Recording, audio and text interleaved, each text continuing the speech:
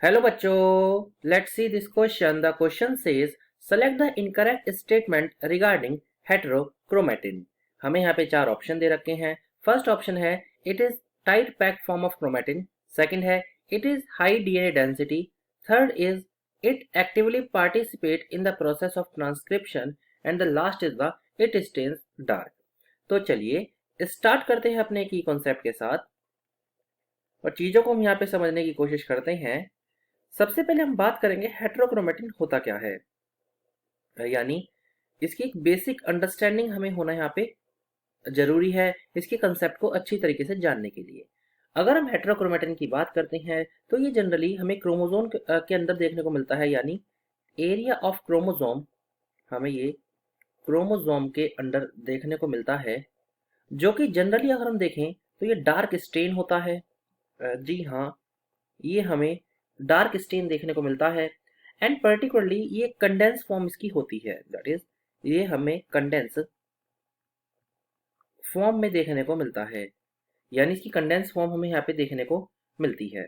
Particularly अगर हम यहाँ पे देखें तो इसके कई सारे फंक्शंस हमें देखने को मिलते हैं। पर्टिकुलरली ये हेल्प करता है, अगर हम इसके फंक्शंस को देखें तो इसके फंक्शंस हमें क्या क्या देखने को मिलते हैं। सबसे इंपॉर्टेंट एंड सबसे प्राइमरी फंक्शन जो इसका होता है, कहीं ना कहीं ये मदद करता है कॉन्स्ट्रेन करने को डीएनए रेप्लिकेशन को, दैट इज कॉन्स्ट्रेन करता है, constrain DNA replication. Second and important है कि ये डीएनए रिपेयर में मदद करता है, यानी जो हमारा डीएनए होता है उसे रिपेयर करने में भी कहीं ना कहीं ये मदद कहीं ना कहीं करता है। इस ये जनरली जो है इसके पास हाई डीएनए डेंसिटी रहती है, यानी जिसकी डेंसिटी है इसमें डीएनए की वो हाई रहती है एंड जिस वजह से हमें कहीं ना कहीं ये डार्क स्टेन भी यहाँ पे देखने को पर्टिकुलरली मिलता है। इसी के साथ साथ अगर हम यहाँ पे देखें तो पर्टिकुलरली ये इनएक्टिव होता है, नेचर में इनएक्टिव होता है और जिस वजह से ये enable to participate in the process of transcription, that is enable to participate, ये पार्टिसिपेट नहीं कर पाता इन प्रोसेस ऑफ ट्रांसक्रिप्शन, कहीं ना कहीं ट्रांसक्रिप्शन में ये यहाँ पे पार्टिसिपेट नहीं कर पाता एंड ये सबसे इंपॉर्टेंट प्रॉपर्टी हमें यहाँ पे देखने को इसकी मिलती है। अगर इसी के साथ हम यहाँ पे बात करते हैं, हम यहाँ पे जान लेते हैं कि ट्रांसक्रिप्शन का मतलब क्या होता है।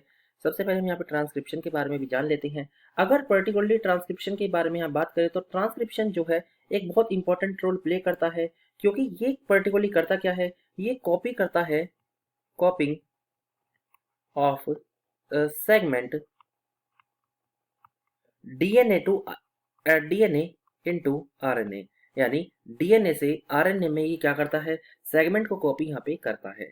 सो अगर हम अपने यहाँ पे राइट आंसर की बात करें, हमारा राइट आंसर है ऑप्शन नंबर सी, जो कि हमें क्योंकि इनकरेक्ट यहाँ पे स्टेटमेंट बतानी है, सो ऑप्शन नंबर सी हमारा यहाँ पे इनकरेक्ट है और वही हमारा राइट आंसर है।